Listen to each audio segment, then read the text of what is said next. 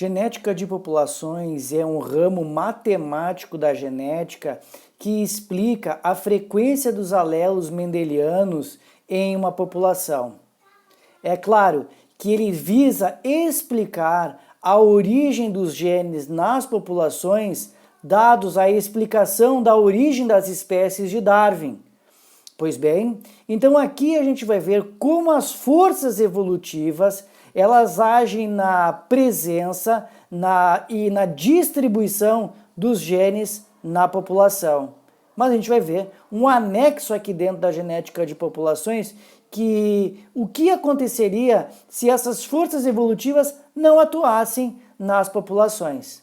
Então, é muito importante ter nesse momento da evolução, nesse importante momento da genética, o entendimento dessas duas áreas.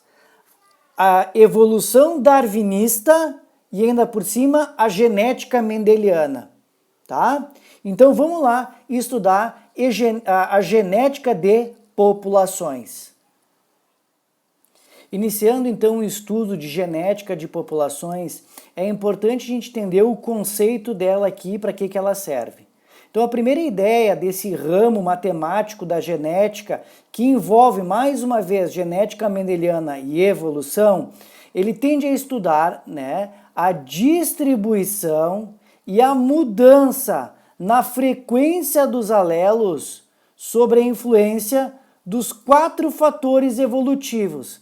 Então, lá nos mecanismos de evolução, a gente viu quem são as forças evolutivas que atuam na mudança das espécies, dado a, por exemplo, a seleção natural, que diminui a variabilidade genética, dado a força adaptativa do meio, a deriva gênica, que não considera o valor adaptativo de um gene, as mutações que alteram, que modificam as frequências das bases nitrogenadas e também do número de cromossomos em um genoma e da migração. Sempre lembrando que da migração, se nós estivermos falando na entrada, ou seja, na imigração, nós levamos a variabilidade genética porque entram novos genes, e se nós estivermos falando na emigração, que é a saída, nós diminuímos a variabilidade genética.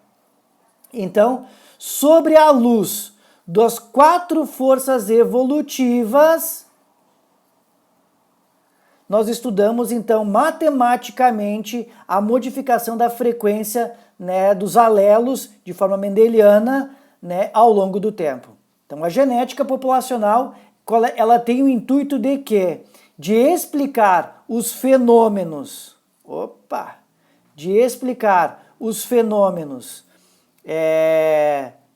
que levam à especiação e às adaptações aos ambientes. Então, olha que importante, olha que interessante essa frase que eu coloquei aqui, que a evolução ela é o resultado da mudança na frequência dos genes, dos alelos, certo? Produzindo novos genótipos em uma população ao longo do tempo.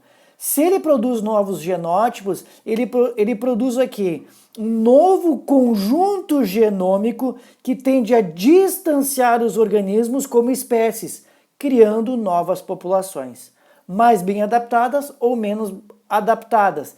E aí quem se encarrega disso é a seleção natural. Então isso basicamente é a genética de populações. Só que lá em 1908, 2 cientistas, Hard e outro, Weinberg, eles pensaram o seguinte: e se, no estudo de genética de populações, nós desconsiderarmos as forças evolutivas? Deveria, desta forma, as frequências gênicas não se alterarem. Ou seja, se nós não atuarmos sobre as populações ao longo do tempo, os fatores evolutivos, mutação, seleção natural, deriva gênica e migração, significa que a distribuição e a mudança dos alelos, elas não ocorrem, elas se mantêm constantes. tá? Então a teoria do equilíbrio gênico, ela leva em consideração uma série de fatores.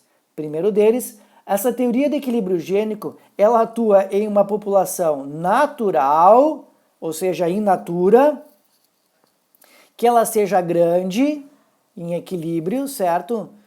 Que os cruzamentos, já vou escrever tudo isso, tá? Ocorram ao acaso e que não atuem as forças evolutivas, tá? Bom, dessa forma, a gente entende que a teoria do equilíbrio gênico, ela só é válida se ocorrer.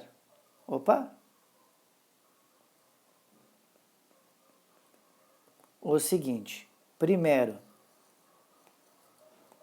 se ocorrer uma população em populações grandes com cruzamento ao acaso, porque a gente sabe que cruzamentos consanguíneos diminuem variabilidade genética. Cruzamento ao acaso, e lembrando, né, que esse cruzamento ao acaso aqui, ele tem que se dar aqui por reprodução sexuada, tá? Reprodução sexuada. Ainda, a gente entende que esse conceito, ele leva, então, populações grandes com cruzamento ao acaso a populações do tipo populações do tipo panmíticas. Se lá na tua prova tu leu o conceito de populações panmíticas, significam populações grandes em equilíbrio que tenham reprodução sexuada ao acaso, tá? E ainda, um ponto importante aqui é que elas não tenham, que sejam isentas de fatores evolutivos. Ó, isentas de, vou repetir, seleção natural, mutações, deriva gênica e migrações. Então, isso não pode estar atuando numa população que esteja em equilíbrio, tá? Então, vamos entender como é que esse conceito evolutivo e do ramo matemático, ele casa com a evolução, tá? Ele casa com a evolução, ele casa com a genética. Vamos entender como isso acontece. Então, vamos lá. Para começar a genética de populações, é lógico que a gente tem que ter uma ideia de conhecimentos sobre a genética mendeliana. Aqui, na genética mendeliana, eu vou trabalhar com dois tipos de alelos de um mesmo gene. Vamos dizer que eu tenho um gene A, e que esse gene A tenha duas versões, dois alelos diferentes. Um alelo dominante e um alelo recessivo. Então imagina que ele vai ter o alelo dominante e o alelo recessivo, tá? Se a gente cruza dois indivíduos que são heterozigotos, a gente joga isso dentro do famoso e chamado diagrama mendeliano, ou seja, o diagrama de Piné. Azão, azinho, azão, azinho. Bom, entendam que se a gente tem atuando a genética de populações aqui, sobre o teorema do equilíbrio gênico, a frequência desses alelos não estão submetidos aos fatores evolutivos, então eles não se alteram. Então, a frequência do alelo dominante, que está aqui, ó, a frequência do alelo dominante e a frequência do alelo recessivo, eles não se alteram, tá? Então, eu tenho a frequência gênica não se alterando. Só que olha o detalhe aqui que interessante. É claro que esses alelos dominantes e alelos recessivos vão mudar de acordo com a simbologia. Então eu vou dizer assim, ó, que a frequência do alelo dominante eu vou chamar de P. E a frequência do alelo recessivo eu vou chamar de Q. Em uma população tem que ter a soma desses alelos. Então, P mais Q é igual a 1 ou, deixa eu fazer diferente só aqui, é igual a 1 ou 100%. Tá?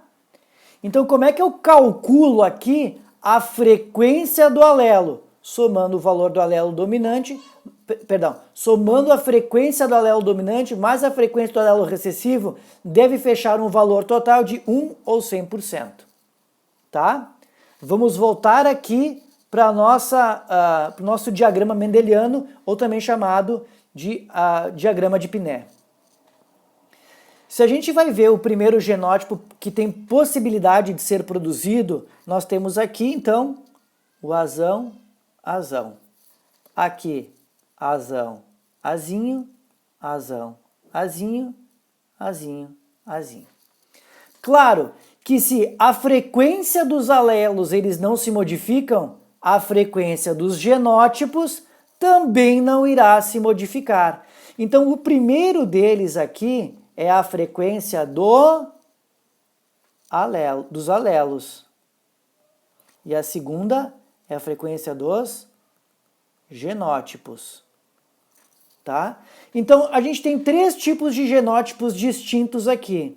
Eu tenho um genótipo homozigoto dominante, eu tenho os genótipos recessivos, os genótipos heterozigotos, e eu tenho o genótipo recessivo aqui. Deixa eu trocar a cor que assim fica melhor. Vou repetir. Eu tenho o genótipo homozigoto dominante, eu tenho o genótipo homozigoto recessivo e eu tenho os genótipos heterozigotos. Eles não devem se alterar, então a frequência dos alelos do genótipo homozigoto não se altera, o do heterozigoto também não, e o do recessivo também não se altera. Tá? Bom, então o que acontece aqui? Vamos pensar da seguinte forma. Podemos considerar que essa primeira probabilidade, nós temos assim, ó, lá embaixo agora, vem para cá, ó. Daqui eu tô vindo para cá. Nós temos esses 2 alelos juntos aqui. Então, essa frequência é basicamente o que? É a azão vezes o azão. Ou seja, é a frequência do P vezes a frequência do P. E o que se torna isto? Isso se torna, então, P ao quadrado. Então, aqui eu vou ter P ao quadrado. Tá? Vou lá embaixo agora. Se eu tenho azinho, azinho, significa que é a frequência do alelo recessivo. Eu vou fazer o quê? Eu vou pegar a frequência do genótipo recessivo. O que significa? Que eu estou fazendo o seguinte, eu estou pegando azinho vezes o azinho, que significa a frequência do alelo recessivo vezes a frequência do alelo recessivo. Isso simboliza o quê? Simboliza Q ao quadrado. Tá? Agora, olha lá. Esse aqui vai ser o Q ao quadrado. Mas pensem o seguinte, que agora nós temos a frequência do alelo dominante vezes a frequência do alelo recessivo. Ou seja, nós temos o azão vezes o azinho, que significa P vezes o Q. Tudo bem? Então isso aqui vai dar o quê? Isso aqui dá PQ, certo? Como que acontece? Olha aqui, ó, PQ. Só que ele acontece no diagrama mendeliano, ele acontece 2 vezes. Então, olha lá. Isto é, então, 2, opa, ele considera o 2PQ. Por que 2PQ? Porque no diagrama mendeliano tem 2 vezes ele aqui, ó. Eu tenho uma vez o P ao quadrado, eu tenho 2 vezes o 2PQ e eu tenho uma vez o Q ao quadrado. Bom, claro que isso aqui significa o seguinte, Q, vamos lá, P ao quadrado mais 2, vamos lá, eu vou melhorar de posição isso, tá? Se eu tiver o seguinte, ó, P mais Q ao quadrado, nós temos o que aqui matematicamente falando? Matematicamente falando, o chamado produto notável. E aí o que eu tenho? P ao quadrado mais 2PQ mais Q ao quadrado. O que significa isso? Que a soma disso aqui tem que ser também de 1 ou 100%. Claro que aqui nós temos quem? A frequência do alelo azão, o homozigoto, a frequência do genótipo heterozigoto, o azinho, e aqui a frequência do azinho, tá? Bom, como é que isso funciona? Vai funcionar da seguinte forma, eu vou fazer um exemplo agora, tá? Mas eu peço o seguinte, no exemplo que vem a seguir, antes de eu começar a fazer ele, tu vai começar o vídeo e tu pausa ele. Tenta fazer ele sozinho, tá? E em seguida, eu vou resolver ele aqui, tá? Então vamos lá para o nosso exemplo. Começando então o nosso exemplo, né, da teoria do equilíbrio gênico, nesse momento tenta pausar o vídeo para tentar resolver sozinho. Então, caso contrário, eu começo resolvendo ele aqui, tá? Então, nesse nosso exemplo, olha o que nós temos aqui. Considerando a capacidade de enrolar a língua em U. Essa capacidade é determinada por um gene dominante R, tá? Que, numa população de 1000 indivíduos, representa o quê? 51% conseguem enrolar a língua, que é a soma, né? Como ele é um alelo dominante, nós estamos trabalhando aqui com dominância completa, Rzão, Rzão ou Rzão, Rzinho, somam os 51%. Porém, 49% não consegue, são Rzinho, Rzinho. Então, as perguntas, admitindo que ela esteja em equilíbrio, pergunta-se qual a frequência do gene do alelo Rzinho e do alelo Rzão e do alelo Rzinho. E o número esperado de homozigotos dominantes, heterozigotos e homozigotos recessivos, tá? Bom, a primeira coisa que eu tenho que pensar aqui é que eu tenho dois valores, tá? Eu tenho 51% que se dá a soma da frequência do Rzão, Rzinho, mas eu tenho um valor isolado, que é 49% só do Rzinho. Então, o que eu tenho aqui? Eu tenho, inicialmente, a frequência, então vou começar com a letra A, tá? Eu tenho a frequência do Rzinho. O que é a frequência do Rzinho? Não é, na verdade, Q ao quadrado?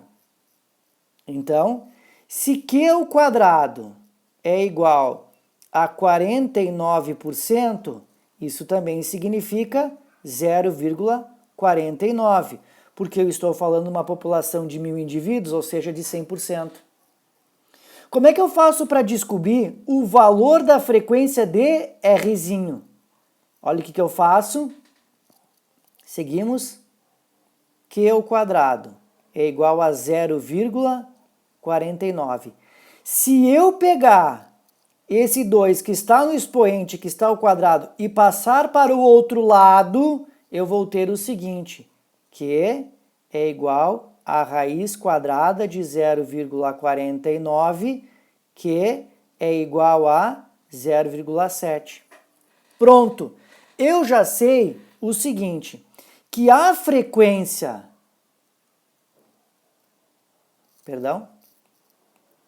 Eu já sei que a frequência do Rzinho é de 0,7, tá? Que é, na verdade, o Q.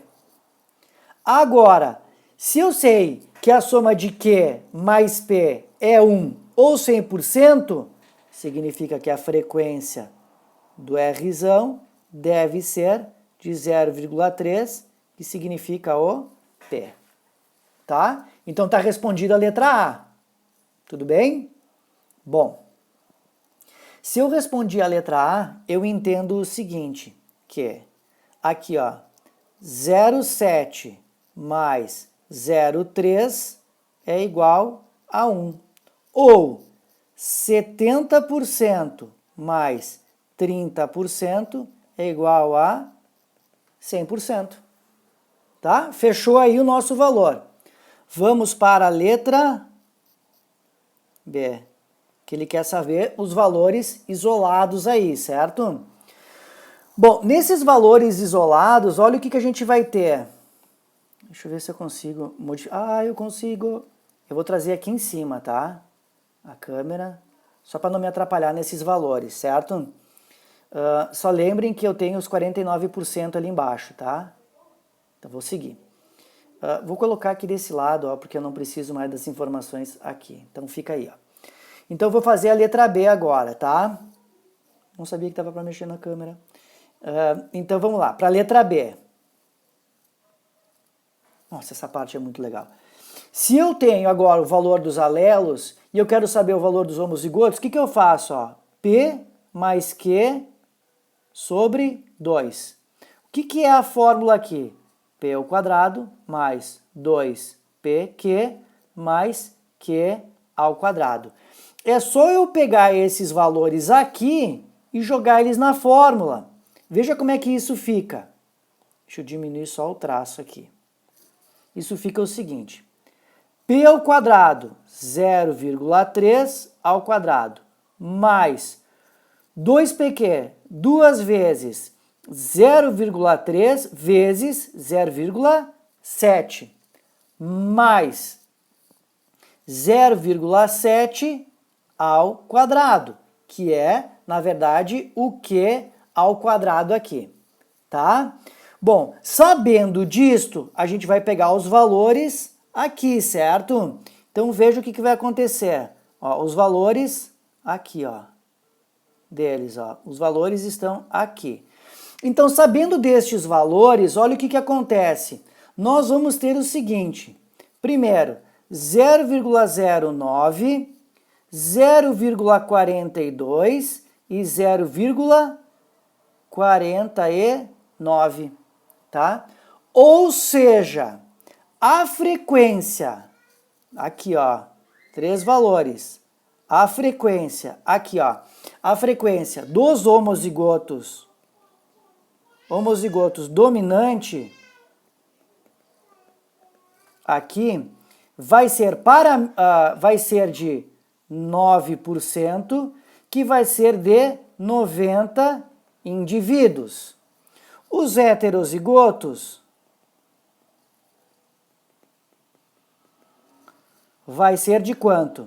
Vai ser de 42% ou de 420 indivíduos, porque nós estamos falando de uma população de 1.000 indivíduos.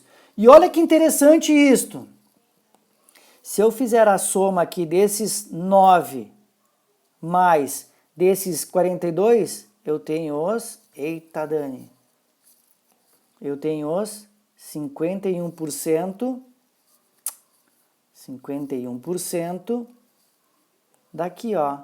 Vai me dar um total de quantos indivíduos que conseguem enrolar a língua? 510 indivíduos. E, por fim, nós temos os homozigotos recessivos, representando 49%, como já me dizia o exercício aqui, que não tem a capacidade de enrolar a língua, formando 490 indivíduos na população, somando aí um total de 1.000 indivíduos, tá? Os exercícios de genética de população, eles sempre obedecem à mesma ordem e às mesmas resoluções. Dificilmente eles alteram o cálculo de frequência gênica ou genotípica. Basta agora tu saber identificar se os dados que eles estão te dando se são de frequência gênica ou genotípica, tá? Então, a gente encerra aqui essa parte de genética de populações. Façam bastante exercícios, que vocês vão ver que eles vão se repetindo ao longo, né, dessa prática que vocês vão fazendo aí, vocês vão tendo ao longo desses exercícios, tá? Não é um conteúdo difícil, mas é um conteúdo de lógica e precisa, ó, exercitar. Certo? Valeu mais uma vez aí, pessoal. Um bom estudo e uma boa genética de populações. Tchau, tchau.